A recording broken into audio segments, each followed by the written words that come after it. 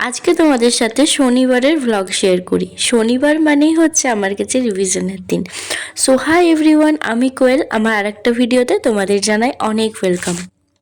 আজকে অনেক কষ্ট করে সকালবেলা কিন্তু উঠতে পেরেছিলাম ওই ধরো 8টার দিকে। অন্যদিন তো 10টার মতো বেজে যায়। উঠে নিয়ে তাড়াতাড়ি করে সময় নষ্ট না করে পড়া শুরু করে দিলাম। দিয়ে পরে মনে পড়ছে আজকে তো শনিবার, মানে আজকে প্র্যাকটিস করব। আমি ফার্স্ট যখনই পড়াটা স্টার্ট করি তখনই শনি আর রবিবারটাকে রিভিশনের জন্য রেখেছিলাম 1 সপ্তাহ ধরে যা পড়বো সেটা রিভিশন দেবো, কিন্তু মাত্র তো 3 দিনই পড়া হয়েছে। তো ভাবলাম 3 দিনে যেটা পড়েছি সেটাই না হয় রিভিশন দিই। প্রথমে টু ডু লিস্টটা বানিয়ে নিয়েছিলাম, যদিও পুরোটা রিভিশনের উপরই ছিল, তাও করে নিয়েছিলাম কারণ কয়েকটা ম্যাথ প্র্যাকটিসেরও ছিল। আর সেই সাথে এতদিন 3 দিন ধরে নাউনের ক্লাস দেখেছিলাম, রানী ম্যামের ক্লাস। 3 ঘন্টার ক্লাস ছিল, 3 দিনে দেখে শেষ করেছি, কিন্তু কোনো নোটস বানানো হয়নি। তো সেখান থেকেও নোটস বানানোর ছিল। আর যেহেতু মাত্র আগে 3 দিনই পড়া হয়েছে সেজন্য রিভিশনেরও বেশি কিছুই ছিল না। ওই 5-6 ঘন্টার মধ্যে ভেবেছিলাম হয়তো পুরোটা কমপ্লিট হয়ে যাবে। জিএস থেকে শুধুমাত্র ক্লাসিক্যাল ডান্সটা রেখেছিলাম, আর ফোক ডান্সটা পরের দিন করব ভেবেছিলাম। কারণ ক্লাসিক্যাল ডান্স আর ফোক ডান্স একসাথে দুটো করা আমার পক্ষে খুবই টেনশনের। যদিও ক্লাসিক্যাল ডান্সটা মোটামুটি ঠিকঠাক করে বুঝতে পারছি বা মনে রাখতে পারছি, কিন্তু ফোক ডান্সটা একদমই গুলিয়ে যাচ্ছে। সত্যি বলতে একটাও মনে রাখতে পারছি না, মানে কয়েকটা কমন ছাড়া বাকিগুলো নামগুলো এমন এমন কোনটা কিসের সাথে সেটা আসলে গুলিয়ে যাচ্ছে।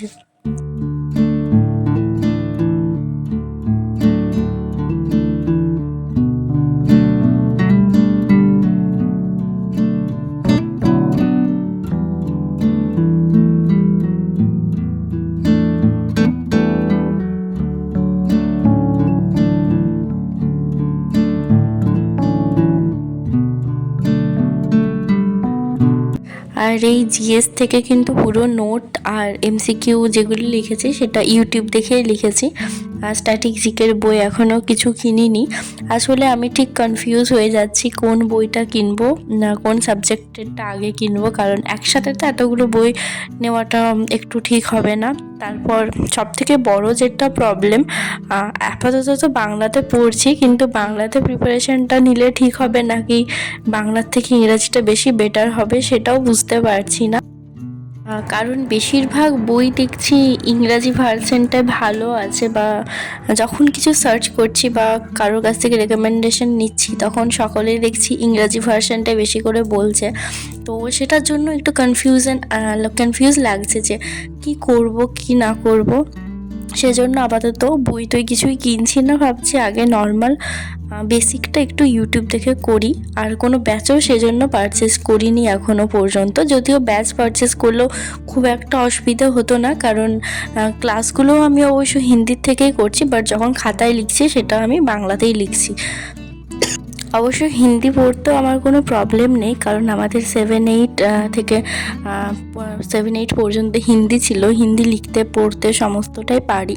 তো ইংরেজিতে না করলে হিন্দি বই যদি কিনি সেটাও মনে হয় না বেশি প্রবলেম হবে। তো অনেক কিছুই মাথার মধ্যে ঘুরপাক খাচ্ছে, সেজন্য আপাতত সব বইগুলো কিনছি না। ব্ল্যাক বুক তো পিডিএফ পেয়েছি, এখন ওটা থেকেই পড়ছি।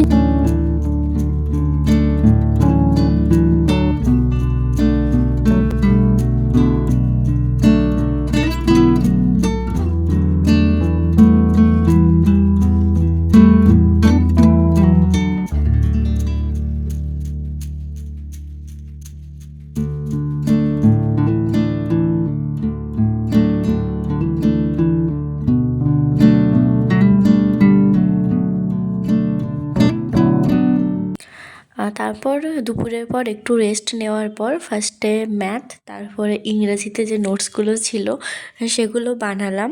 যদিও ইংরেজিতে আমি ভেবেছিলাম প্রচুর বেশি টাইম লেগে যাবে নোটস বানাতে, বাট সব কিছু খুব সুন্দরভাবে দেওয়া ছিল, আমাকে বেশি নিজের থেকে সেরমভাবে কিছু করতে হয়নি, সেজন্য ওটাও খুব তাড়াতাড়ি হয়ে গেছিলো। আর সব শেষে জিকেটা করছিলাম, যেটা খাতাতে নোট করা ছিল সেগুলো। ওটা করতে একটু টাইম লেগে গেছিলো, বাট মাত্র এই কটা দিন পড়েছি এর মধ্যে এত কিছু আমার নোটস বানানো হয়ে গেছে। শুধুমাত্র ইতিহাসটাই স্টার্ট করেছি, এরপর হিস্ট্রিটা শেষ করার পর ভূগোলটা স্টার্ট করব। আর কারেন্ট অ্যাফেয়ার্সটা আমি এখনও স্টার্টই করিনি, ওটা ইউটিউব দেখে করব প্রাইমারি স্যারের ক্লাস থেকে। সেটা কাল থেকে, মানে রবিবারে তো রিভিশন ডেট, মানে সোমবার থেকে ভাবছি স্টার্ট করব। এখন থেকে পড়তে থাকলে ঠিক হবে, আর না হলে ভাবছি একটা ইয়ারবুক কিনে নিলেও হয়। কোনটা ভালো হবে বুঝতে পারছি না, দেখি কিছু একটা করতে হবে, হয় ইউটিউব দেখে শুরু করব, না হলে বই কিনবো। এখন বাজে 11:30, আর আজকে আমার তাড়াতাড়ি পড়া হয়ে গেল। আর লাস্টে একটু সামান্য যে সং আছে সেটা শুরু করেছি, কারণ আজকে তো কোনো নতুন টপিক স্টার্ট করিনি, রিভিশনই করার ছিল। বাট দেখছি একটু টাইম থেকে গেছে, পড়া আমার 10টার মধ্যে হয়ে গেছিলো, তো এত তাড়াতাড়ি পড়া কমপ্লিট করতে ভাল লাগছিল না, সেজন্য করলাম। আর ভাবছিলাম মক টেস্ট দেবো, একটা মক টেস্ট দিয়েওছি, বাট এত বাজে স্কোর এসেছে বলার মতো না। জাস্ট বলেই দিই, 150 নাম্বারের পরীক্ষা মক টেস্টটা ছিল,